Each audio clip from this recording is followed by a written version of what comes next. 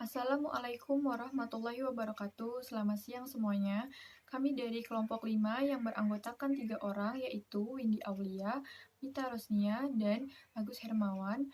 Di sini kami akan menjelaskan mengenai aliran Mu'tazilah dan Syiah. Yang pertama, sejarah munculnya aliran Mu'tazilah. Peristiwa terbunuhnya Utsman bin Affan, Khalifah ketiga, pada 666 Masehi di Madinah dalam pertentangan yang terjadi dengan tentara yang datang dari Mesir, selain membawa masalah politik, juga menimbulkan masalah teologi dalam Islam. Dalam bidang politik, peristiwa itu memecah umat Islam menjadi dua golongan, yaitu Sunni dan Syiah. Perkembangan sejarah Islam bukan dalam politik saja, tetapi juga dalam bidang agama dan pemikiran. Banyak dipengaruhi dan ditentukan arahnya oleh pertentangan antara kedua golongan besar ini. Dalam bidang teologi, peristiwa Utsman bin Affan itu menimbulkan masalah iman dan kufur. Peperangan yang terjadi antara Ali bin Abi Thalib sebagai khalifah keempat dengan Muawiyah bin Abi Sufyan, gubernur Damsyik, yang menganggap Ali bertanggung jawab atas pembunuhan Utsman, mencoba menyelesaikan masalah dengan jalan damai, yaitu jalan tahkim. Namun beberapa dari kelompok Ali tidak menyetujui karena menganggap bahwa mereka akan memenangkan peperangan ini. Berarti mereka akan mendapatkan harta rampasan dan akan dibagikan kepada mereka yang berperang di pihaknya. Tidak puas dengan keadaan ini, mereka tinggalkan barisan Ali dan membentuk kekuatan sendiri, yang kemudian dikenal dengan nama kaum Khawarij. Dalam teologi, ayat 44 surat Al-Maidah mengatakan, "Siapa yang tidak menentukan hukum dengan apa yang telah ditentukan Allah adalah kafir." Ali bin Abi Thalib dan Muawiyah menyelesaikan persengketaan mereka tidak sesuai dengan teologi, tetapi dengan mengikuti kembali tradisi hakam zaman jahiliyah. Dengan demikian, Ali dan Muawiyah dalam pandangan Khawarij telah menjadi kafir dan bukan mukmin, jadi bukan orang Islam lagi. Dari sini mereka menarik kesimpulan bahwa pembuat dosa besar adalah kafir dalam arti telah keluar dari Islam, yaitu murtad, dan orang murtad harus dibunuh. Dalam perkembangan selanjutnya, yang mereka akui orang Islam hanyalah orang yang menganut ajaran-ajaran Khawarij. Orang-orang Islam lainnya adalah kafir dan murtad, serta harus diperangi. Maka, selain memerangi Ali dan Muawiyah sebagai lawan-lawan politik mereka, kaum Khawarij juga menentang umat Islam yang tidak sepaham dengan teologi mereka. Peristiwa inilah yang menimbulkan lahirnya Mu'tazilah, yang pada mulanya lahir sebagai reaksi terhadap paham-paham teologi yang dikemukakan oleh golongan Khawarij dan Murji'ah. Selanjutnya, asal nama Mu'tazilah. Menurut Hasan al-Basri, nama Mu'tazilah yang diberikan kepada mereka berasal dari kata i'tazala, yang berarti mengasingkan diri. Menurut suatu teori, nama itu diberikan atas dasar ucapan Hasan al-Basri, i'tazala anna, ia mengasingkan diri dari kami. Orang-orang yang mengasingkan diri disebut Mu'tazilah. Mengasingkan diri ini bisa berarti mengasingkan diri dari majelis kuliah Hasan al-Basri, atau mengasingkan diri dari pendapat Murji'ah dan pendapat Khawarij. Menurut keterangan seorang Mu'tazilah lain, Ibnu al-Murtada, nama Mu'tazilah memiliki paham, yaitu untuk mengatasi dan menghindari berlarut-larutnya perpecahan dan perbedaan pendapat. Mu'tazilah mengemukakan konsep jalan tengah dalam usaha mengkompromikan pendapat-pendapat yang berbeda. Pendapatnya tidak terlalu keras seperti pendapat Khawarij dan tidak terlalu lemah sebagaimana pendapat Murji'ah. Tetapi bainal manzilataini, di antara dua pendapat yang berbeda. Assalamualaikum warahmatullahi wabarakatuh. Saya Windy Aulia, NIM 1908205020. Di sini saya akan melanjutkan pemaparan materi dari Mita. Perkembangan aliran Mu'tazilah sebagai aliran teologi. Di sisi lain, secara umum, aliran Mu'tazilah melewati dua fase yang berbeda. Fase Abbasiyah 100 Hijriah sampai 237 Masehi dan fase Bani Buwaihi 334 Hijriah. Generasi pertama mereka hidup di bawah pemerintahan Bani Umayyah untuk waktu yang tidak terlalu lama, kemudian memenuhi zaman awal Daulah Abbasiyah dengan aktivitas gerak, teori, diskusi, dan pembelaan terhadap agama. dalam suasana yang dipenuhi oleh pemikiran baru, dimulai di Basrah. Kemudian di sini berdiri cabang sampai ke Baghdad. Orang-orang Mu'tazilah Basrah bersikap hati-hati dalam menghadapi masalah politik, tetapi kelompok Mu'tazilah Baghdad justru terlibat jauh dalam politik. Mereka ambil bagian dalam menyulut dan mengobarkan api inkuisisi bahwa Al-Quran adalah makhluk. Memang pada awalnya, Mu'tazilah menghabiskan waktu sekitar 2 abad untuk tidak mendukung sikap bermazhab, mengutamakan sikap netral dan berpendapat dan tindakan. Konon, ini merupakan salah satu sebab mengapa mereka disebut Mu'tazilah. Mu'tazilah tidak mengisolir diri dalam menghadapi problematika imamah sebagai sumber perpecahan pertama, tetapi mengambil sikap tengah dengan mengajukan teori al-mazilah bainal manzilatain. Akan tetapi, di bawah tekanan asyariah, nampaknya mereka berlindung kepada Bani Buwaihi. Golongan pertama disebut Mu'tazilah 1, muncul sebagai respon politik murni. Golongan ini tumbuh sebagai kaum netral politik, khususnya dalam arti bersikap lunak dalam menangani pertentangan antara Ali bin Abi Thalib dan lawan-lawannya, terutama Muawiyah, Aisyah, dan Abdullah bin Zubair. Kaum Mu'tazilah yang tumbuh di kemudian hari, golongan kedua disebut Mu'tazilah 2, muncul sebagai respon persoalan teologis yang berkembang di kalangan Khawarij dan Murji'ah. Akibat adanya peristiwa Tahrim, golongan ini muncul karena mereka berpendapat dengan golongan Khawarij dan Murji'ah tentang pemberian status kafir kepada orang yang berbuat dosa besar. Mu'tazilah 2 inilah yang dikaji dalam bab ini, yang sejarah kemunculannya memiliki banyak versi. Kaum Mu'tazilah sudah tidak ada lagi. Mereka mendapat tantangan keras dari umat Islam setelah mereka berusaha di abad ke-9 untuk memaksa paham-paham mereka dengan kekerasan pada umat Islam yang ada pada waktu itu.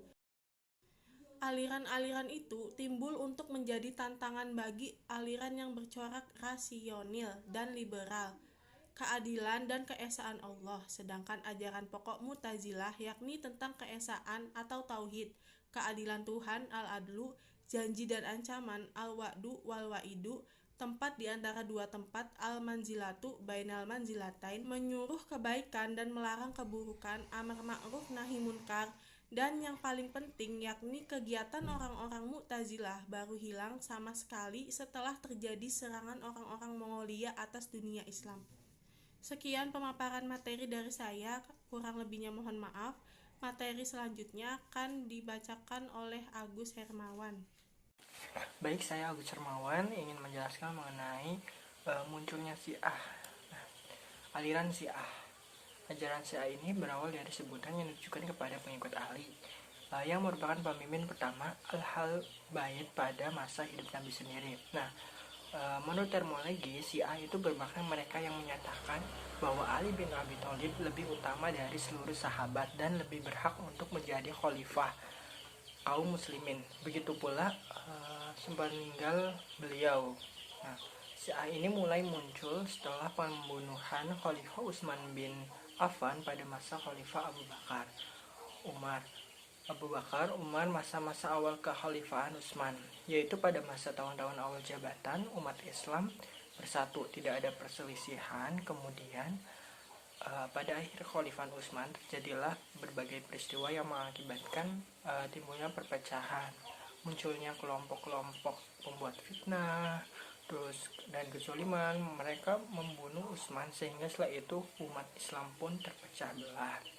Itu merupakan awal-awal atau merupakan sumber di mana aliran Syiah ini muncul. Menilik dari sejarahnya ya, ajaran Syiah ini berawal pada sebutan yang ditujukan kepada pengikut Ali yang merupakan pemimpin pertama Al-Bait pada masa hidup Nabi sendiri. Kejadian-kejadian pada muncul Islam dan pertumbuhan Islam selanjutnya selama 23 tahun masa kenabian telah menimbulkan berbagai keadaan, meniscayakan munculnya kelompok semacam kaum Syiah di antara para sahabat Nabi. Akar permasalahan umat Islam ini termasuk munculnya mazhab Syiah bermula dari perselisihan mereka terkait siapa yang paling layak menjadi pemimpin setelah Rasulullah SAW wafat Sebab Rasulullah sebelum wafat tidak menentukan siapa yang akan menggantikan sebagai pemimpin umat dan negara. Sementara kaum muslimin itu sesudah wafatnya Nabi itu merasa perlu adanya khalifah yang dapat mengikat umat gitu, sehingga terjadilah beberapa perpecahan di mana para kaum ingin menjadikan salah satu itunya menjadi, sehingga terjadi beberapa pendapat di para kaum.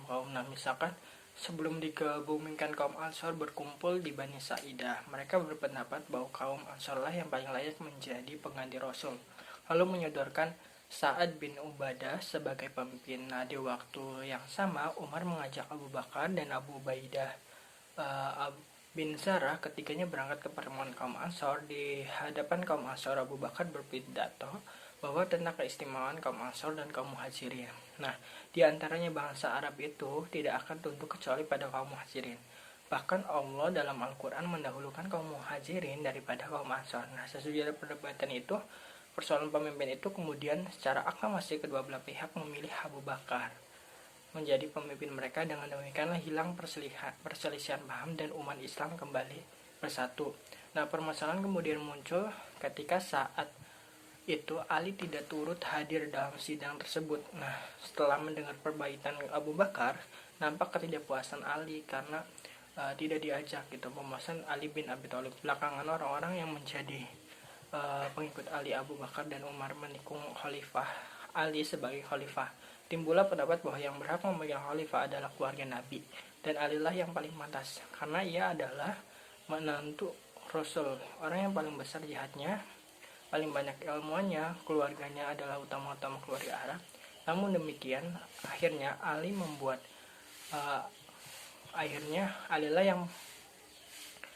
Alilah yang paling baik karena ia adalah. Namun demikian akhirnya Ali turut membaiat Abu Bakar. Sesudah beberapa waktu berlalu, setelah Abu Bakar wafat, khalifah dipegang oleh Umar bin Khattab. Banyak daerah yang bisa dikuasai pada Umar.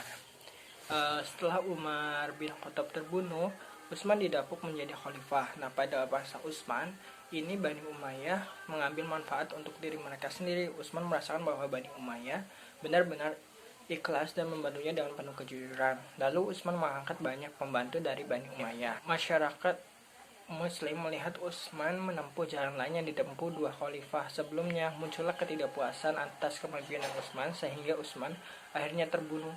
Sayyidina Ali akhirnya dibaiat oleh sebagian besar kaum muslimin termasuk mayoritas muhajirin.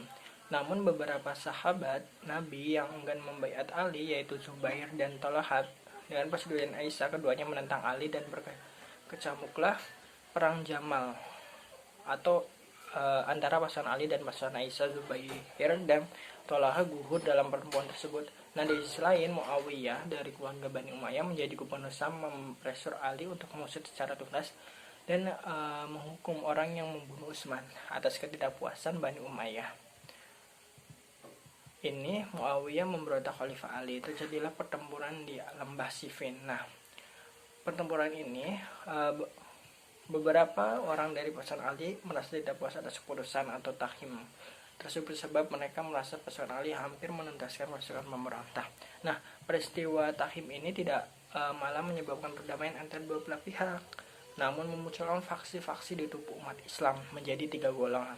Yang pertama itu ada kelompok Syiah, yaitu golongan yang memihak Ali dan kerabatnya dan berpendapat bahwa Ali dan keturunannya yang berhak menjadi khalifah. Yang kedua ada kelompok Khawarij, yaitu kelompok yang menentang Ali dan Muawiyah. Mereka berpendapat bahwa tahkim itu menyalahi prinsip agama. Nah, yang ketiga itu ada kelompok Murji'ah, yaitu golongan yang menggabungkan diri kepada salah satu pihak dan menyerahkan hukum pertengahan itu kepada Allah semata. Perkembangan aliran Syiah pada masa Bani Umayyah. Perkembangan Syiah itu ditandai dengan sikap pertentangan mereka terhadap penguasa serta perpecahan mereka menjadi beberapa golongan. Nah, pada masa ini kan kaum Syiah itu menentang keras yaitu pemimpinnya, dan pada saat itu juga terbentuk beberapa kelompok-kelompok pada Islam. Nah, kedua itu pada masa Bani Abbasiyah. Pada masa ini terjadi perlawanan terhadap Bani Abbasiyah karena penindasan Bani Abbasiyah terhadap kelompok Syiah, setelah itu banyak berdiri kerajaan yang dibangun oleh kaum Syiah, seperti ada kerajaan Idrisia di Maroko, kerajaan Afrika Utara. Setelah itu kaum Syiah juga mendirikan Daulah Fatimiyah sehingga bisa dikatakan kedudukan Syiah semakin kuat. Nah, setelah itu pada masa ketiga, yaitu pada masa kekuasaan Mongol dan runtuhnya Bani Abbasiyah. Nah, pada masa ini Syiah itu diberi kebebasan untuk menghidupi mazhab, di mana masa kekuasaan Mongol di Iran ini merupakan masa kemasan bagi Syiah di Iran gitu. Pada masa ini orang-orang Syiah mendapat kebebasan untuk menghidupi mazhab mereka. Nah, pada masa ini pula muncul sejumlah ulama dari keluarga Said, yaitu keluarga Taus dan Khawarij Nasiruddin Atusi, yaitu adalah salah satu tokoh filsafat dan ilmu kalam. Itulah presentasi dari kelompok 5. Mohon maaf jika ada kata-kata dalam penjelasan atau pada saat presentasi, dan jika ada pertanyaan mengenai materi, kalian bisa tanyakan di komentar ataupun nanti pada saat forum diskusi. Baik, terima kasih. Wassalamualaikum warahmatullahi wabarakatuh.